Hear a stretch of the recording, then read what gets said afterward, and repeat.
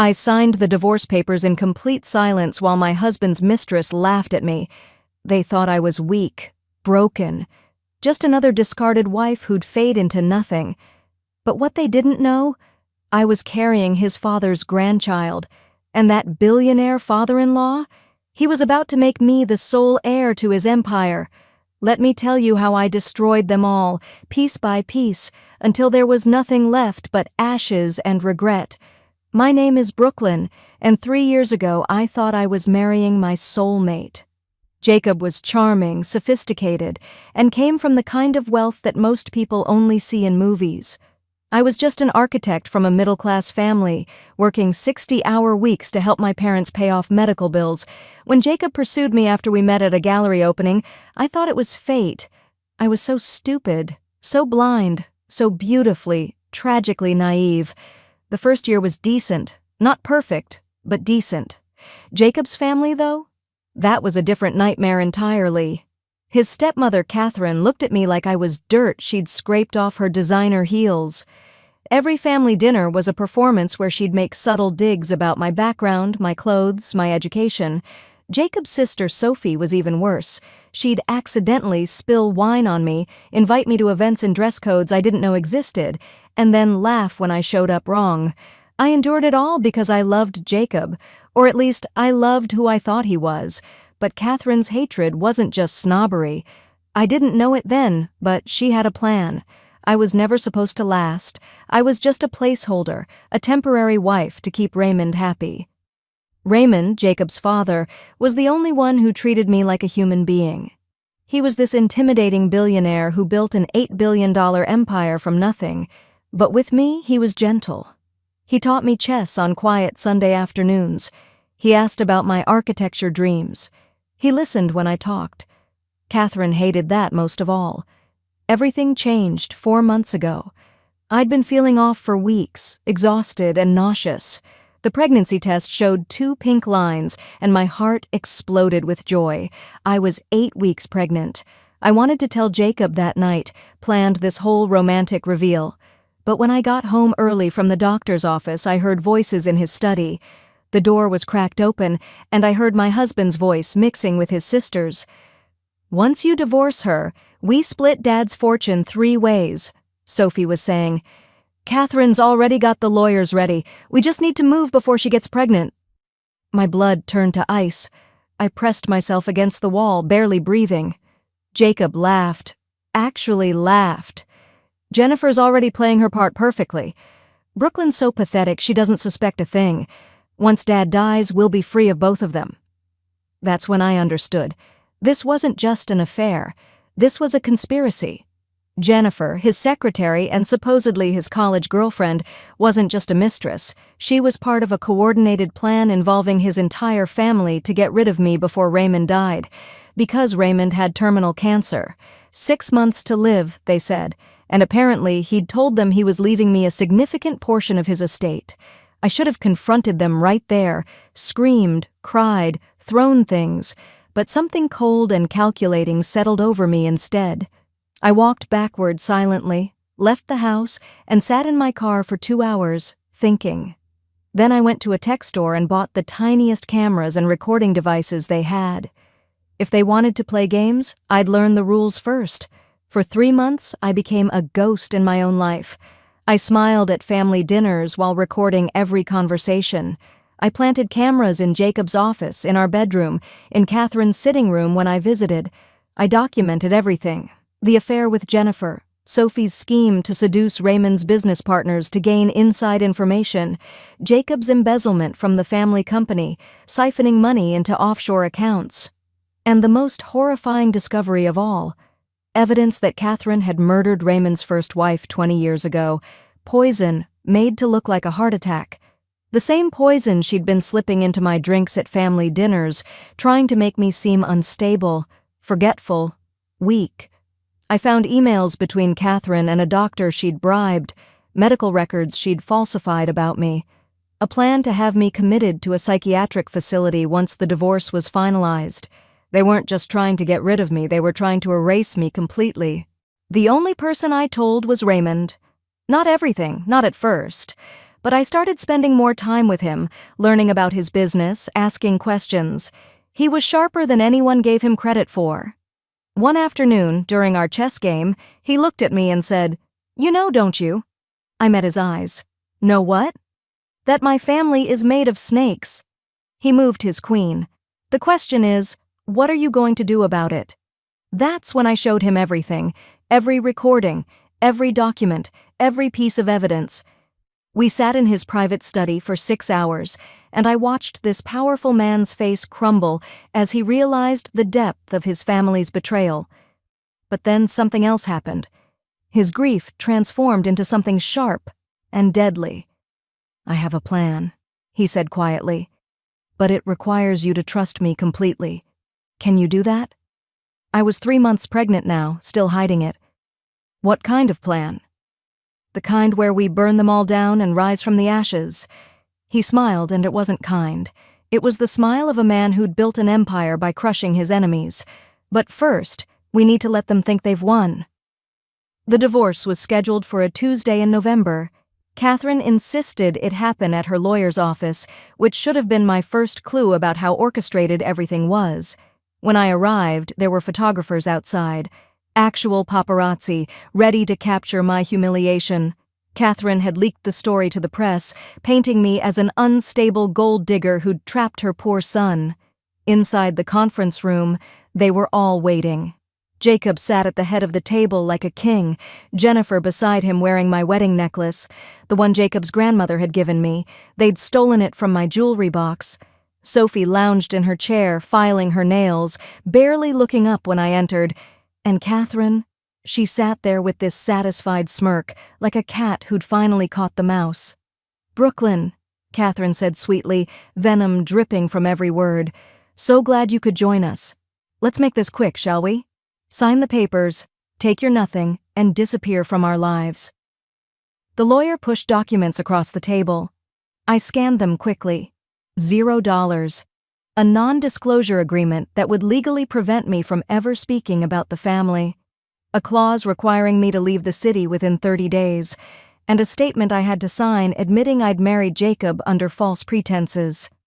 "This is generous, really," Sophie added, examining her nails. "You should be grateful we're not suing you for emotional damages." Jennifer actually giggled. She leaned into Jacob and whispered something I couldn't hear, but they both laughed. My husband and his mistress, mocking me in front of his family. "Brooklyn, darling," Catherine continued, standing up to tower over me, "you were never one of us. You're a parasite who latched onto my son, and now it's time to let go. Sign the papers, or we'll destroy your father's little business. We'll make sure your family never works in this city again." My father's auto repair shop. They'd done their research, found the one pressure point that might make me crumble. Jacob finally spoke. "Just sign, Brooklyn. Don't make this harder than it needs to be. You had a good run, got to live in luxury for 3 years. Be grateful for that and move on." I looked at each of them, really looked at them. These people who'd plotted my destruction like it was a board game, who'd stolen from me, poisoned me, humiliated me, who thought I was too weak, too broken, too nothing to fight back. I picked up the pen. Catherine's smile widened. Sophie actually clapped her hands together softly. Jennifer whispered something that sounded like, "Finally." I signed every page, initialed every clause, didn't read a single word, just signed and signed and signed. When I finished, I placed the pen down carefully and looked up at them with tears in my eyes. "There," I whispered. "Are you happy now?" "Ecstatic," Catherine said. "Now get out." I stood up slowly, gathering my purse. Then I pulled out my phone and placed it on the table. I pressed play. Catherine's voice filled the room, crystal clear from the recording. "Once Raymond's dead, we'll split everything 3 ways. Brooklyn will be in a psychiatric facility by then, declared incompetent. We'll use the poison diagnosis to prove she was always unstable." The color drained from Catherine's face. Jacob's voice came next. "Jennifer's playing her part perfectly. Dad actually believes I'm faithful. Once we get Brooklyn committed, we'll contest the will together." Sophie tried to grab the phone, but I held up my hand. That's just one recording. I have 47 more. Video, audio, documents, everything. I pulled out a folder from my bag and spread its contents across the table. Bank statements showing Jacob's embezzlement. $50 million stolen from Raymond's company over 2 years. Emails between Sophie and Raymond's business competitors, selling company secrets. Text messages between Catherine and a doctor, discussing the best ways to poison me without detection. And the final piece, the one that made Catherine stumble backward. A forensic report I'd commissioned privately, analyzing the medical records of Raymond's first wife. Poison. The same compound Catherine had been using on me. "You killed her," I said softly, looking at Catherine. "You murdered Raymond's wife so you could marry him and get access to his money, and you've been trying to kill me too." The room was silent except for Jennifer's sharp intake of breath. She was staring at Jacob like she'd never seen him before, like she was realizing she'd been a pawn in something much darker than a simple affair. Jacob found his voice first. "You can't prove any of this. I already have." I smiled, and it felt like ice forming on my lips. "Copies of everything went to the FBI 3 days ago. They've been building a case. The only reason you're not in handcuffs right now is because they wanted to see if you'd incriminate yourselves further at this meeting." I pointed to my purse. "I've been recording this entire conversation too. Every threat, every admission, everything." Sophie stood up so fast her chair fell over. "You little—" "Don't." My voice was sharp, cutting through her rage. "You wanted to play games with someone you thought was weak.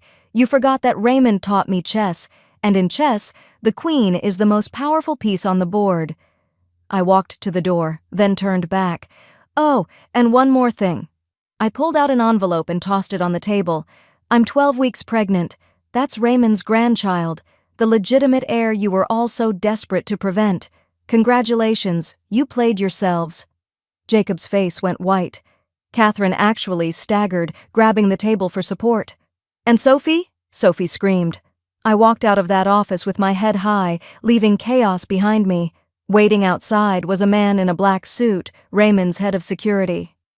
"Mrs. Brooklyn," he said respectfully, "Mr. Raymond is waiting." The drive to the marina was quiet.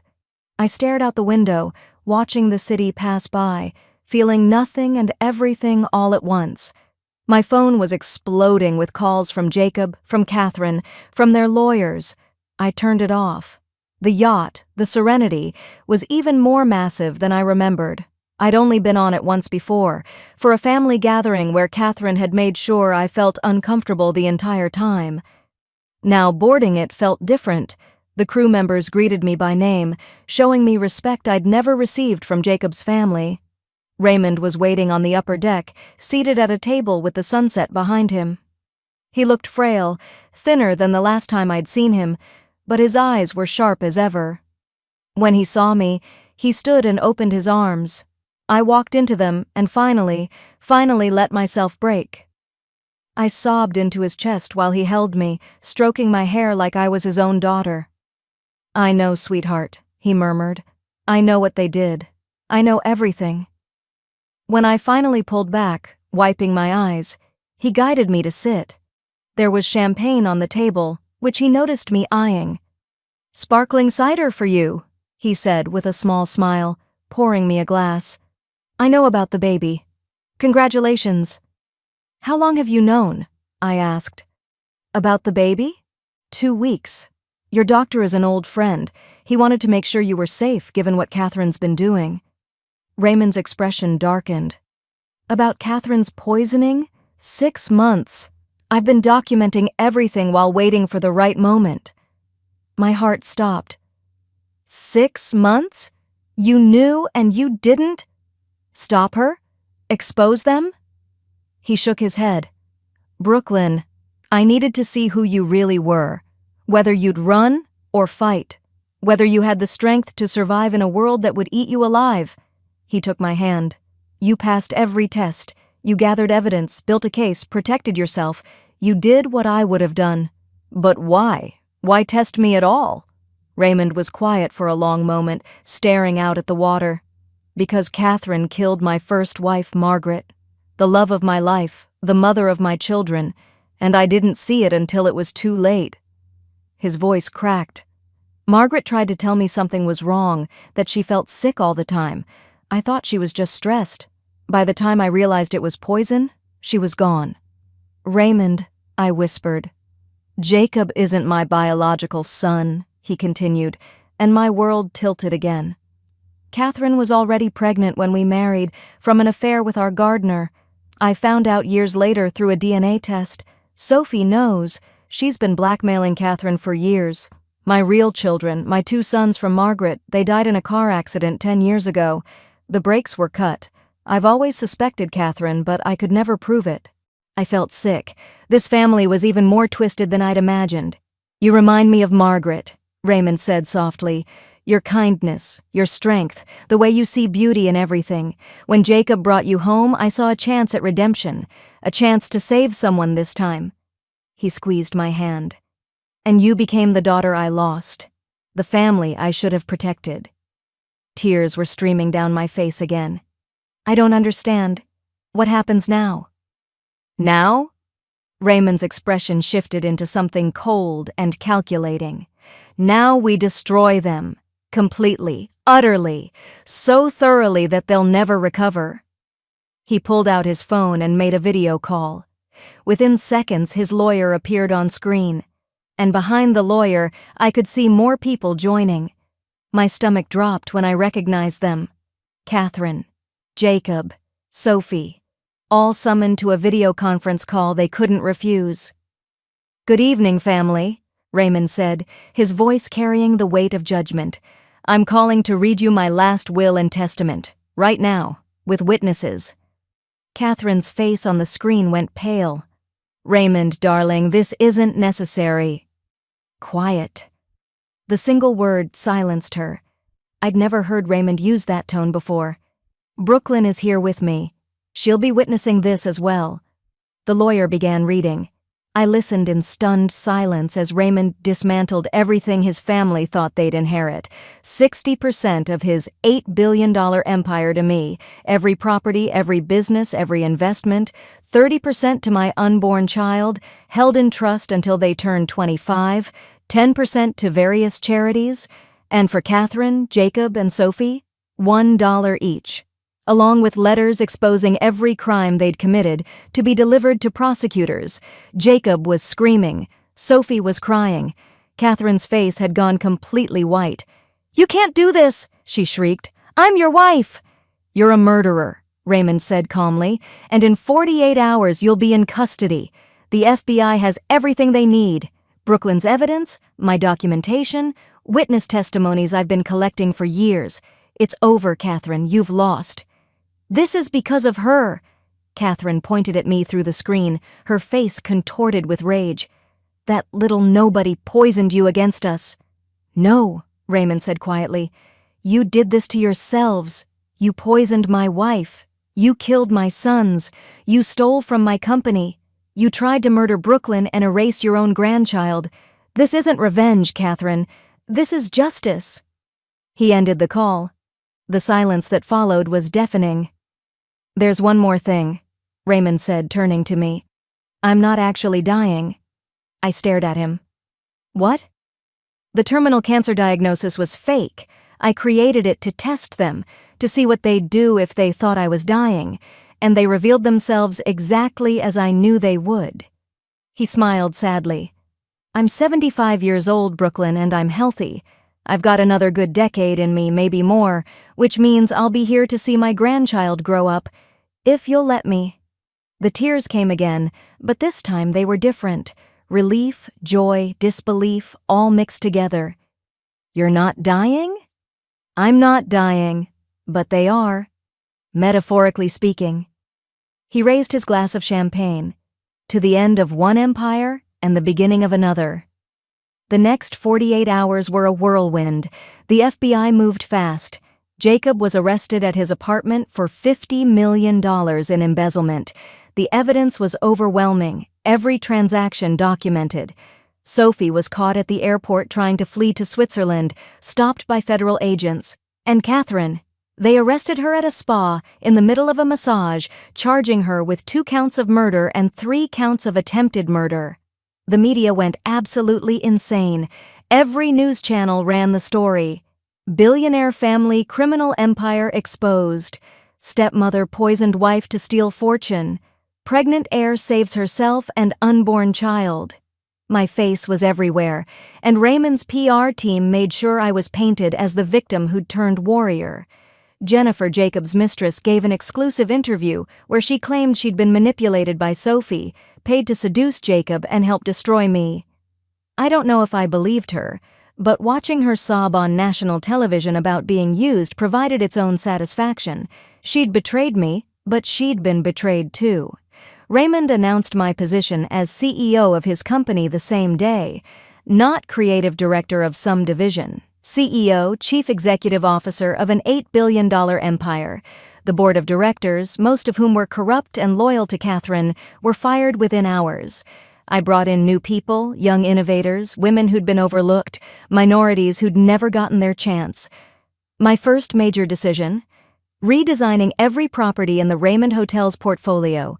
My architecture background, the career I'd given up for Jacob, finally had a purpose.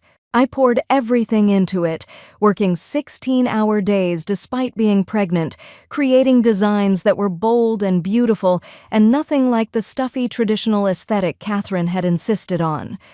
The company's stock soared. Investors loved the new direction. Within 3 months, we'd increased the company's value to $12 billion. I wasn't just maintaining Raymond's empire, I was expanding it. But the business success was only part of my revenge. The personal destruction I inflicted? That was art. Jacob's apartment building, the luxury penthouse he loved, I bought the entire building and evicted him. Legally, properly, with 30 days' notice. He ended up in a tiny studio apartment in a bad neighborhood, paying rent he could barely afford because all his assets had been frozen. Catherine's favorite restaurant, the one where she'd hosted her society luncheons and made me feel small, I purchased it and banned her for life. I also bought her favorite spa, her country club membership, every place she'd ever made me feel unwelcome. And I closed those doors to her permanently. Sophie's fashion brand, her pride and joy. I acquired it for pennies on the dollar when her legal troubles destroyed its reputation. Then I shut it down completely, donating all the inventory to homeless shelters. Every dress she'd designed, given away to people she'd have sneered at. I made sure my family was taken care of, too. My father's small auto repair shop? I invested $10 million, expanding it into a chain of luxury car service centers. My dad cried when I told him he'd never have to worry about money again. My mother, who'd been delaying knee surgery because of cost. She got the best orthopedic surgeon in the country. My younger brother's student loans? Paid in full. I lifted everyone I loved while crushing everyone who'd hurt me. The trial was a media spectacle. Catherine was charged with murdering Margaret, Raymond's first wife, and attempting to murder me. The evidence was overwhelming. Hair samples showing poison accumulation. Emails discussing dosages. Testimony from the bribed doctor who'd turned state's witness. Jacob faced 15 counts of embezzlement and fraud. Sophie was charged with corporate espionage, theft, and conspiracy. They tried to turn on each other, each claiming the others were the masterminds. It was pathetic to watch. I had to testify. Walking into that courtroom, 7 months pregnant, wearing a Navy suit that cost more than Jacob used to spend on me in a year, I felt powerful. I sat in the witness box and calmly recounted every detail. The poisoning, the conspiracy, the systematic destruction they'd planned for me. Catherine screamed at me from the defense table. Actually stood up and screamed, calling me every vile name she could think of. The judge had to have her removed. Jacob just stared at me with hollow eyes, finally understanding what he'd lost. And Sophie? Sophie cried the whole time, mascara running down her face, looking nothing like the polished, cruel woman who'd tormented me. The verdicts came swift and harsh. Catherine got 25 years for murder and attempted murder. Jacob got 15 years for financial crimes. Sophie got 10 years for her role in everything. No parole for any of them. They'd die in prison or close enough to it. Jennifer got immunity for testifying, but her reputation was destroyed. No one would hire her. She ended up working as an assistant at a small firm, making barely enough to survive. When she reached out to apologize months later, I didn't respond. Some betrayals don't deserve forgiveness. Now, 6 months after that courthouse victory, I'm standing on the deck of the Serenity again.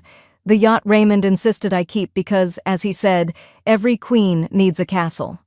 I'm hosting a charity gala for women escaping domestic violence, using my story to help others find their strength. My son was born 3 months ago, Jackson Raymond. He has my eyes, and thank God, nothing of Jacob's features. Raymond is beside me now, holding his grandson with tears in his eyes. "He's perfect," he whispers. "Margaret would have loved him." I'm engaged, too. To Adrian, the lawyer who helped Raymond and me build our case against his family. Adrian saw me at my worst, covered in fear and rage, and he saw my strength. He's nothing like Jacob. He's patient and kind and treats me like an equal. Our wedding is next spring, small and private, nothing like the circus my first wedding was. Jacob sent a letter from prison last week. I haven't opened it. I don't need his apologies or explanations. I don't need closure from him. I found my closure in building something beautiful from the ashes of what he tried to destroy. People ask me sometimes if I regret staying silent for so long, if I wish I'd confronted them earlier, fought back immediately when I first learned of their betrayal, but I don't, because silence gave me time. Time to gather evidence, to build an unshakable case, to plan every move with precision. If I'd screamed and raged, they would have destroyed me. Instead, I smiled and documented, and when I finally struck, it was with the force of 3 months of calculated fury. Raymond is teaching Jackson chess now, even though he's just a baby. "Never too early to learn strategy," he says with a wink. He's healthy and happy, and true to his word, he's been the grandfather my son deserves. He legally adopted me 6 months ago, too. I'm Brooklyn Raymond now, officially his daughter, officially part of a real family. The empire continues to grow. We just acquired 3 more hotel chains. My designs are winning international awards. I'm on the Forbes list of most powerful women in business. Not bad for the girl they thought they could erase. Sometimes, late at night when Jackson is sleeping and Adrian is beside me, I think about that conference room. The moment I signed those papers while they laughed, how weak they thought I was, how easily they believed I'd just disappear. They were wrong. I didn't disappear. I evolved. I transformed from a woman they could crush into a force they could never survive. They tried to bury me, but they didn't know I was a seed. And now I'm not just a garden. I'm an entire forest, vast and powerful and unshakable. And they're nothing but fertilizer beneath my roots. That's the thing about revenge. The best kind isn't loud or quick. It's not violence or screaming matches. The best revenge is rising so far above them that they become irrelevant. It's taking everything they tried to steal and building it into something they could never imagine. It's living so well, so successfully, so beautifully, that your very existence becomes their punishment. I didn't just beat them. I made them watch as I became everything they feared I could be. And that is the sweetest victory of all.